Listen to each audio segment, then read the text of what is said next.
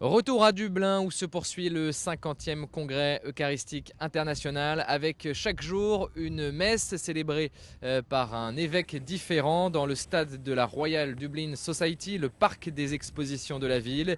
Et vous le voyez, le cardinal archevêque de Paris et président de la conférence des évêques de France a présidé l'une de ces célébrations eucharistiques lors d'une journée consacrée à la famille et au mariage.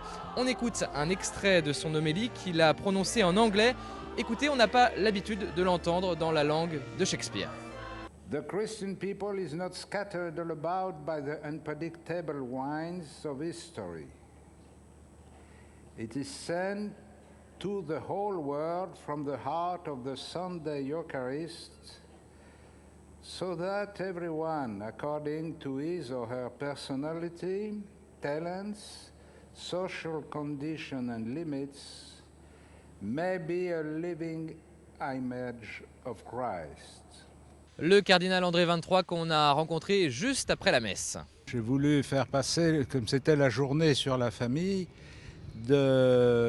d'aider à prendre conscience que la famille repose sur une alliance indéfectible et que l'Eucharistie, le don que Jésus fait de sa vie sur la croix et puis dans le mystère de l'Eucharistie, c'est précisément le don d'une alliance indéfectible, que si les familles veulent pouvoir vivre cette fidélité, il faut qu'elles s'appuient sur l'Eucharistie et en même temps qu'elles rendent témoignage que c'est l'Eucharistie qui est le fondement.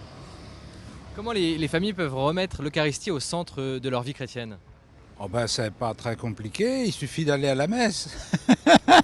L'Eucharistie, c'est la messe. C'est donc, ça veut dire qu'il ne peut pas y avoir de vie chrétienne vraiment féconde, vraiment fructueuse, si on n'a pas une participation régulière à l'Eucharistie, et en particulier le jour du Seigneur, mais aussi une dévotion eucharistique, apprendre à prier dans la présence du Christ dans l'Eucharistie.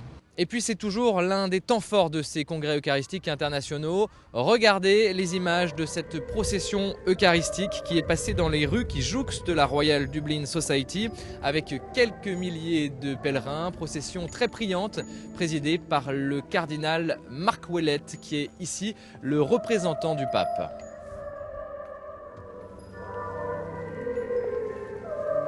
Sachez par ailleurs que lors d'un pèlerinage pénitentiel sur l'île de Lousderg au sanctuaire Saint-Patrick au nord du pays, eh bien le cardinal Ouellet a demandé pardon au nom du pape et de l'église aux victimes d'abus en Irlande et dans le monde.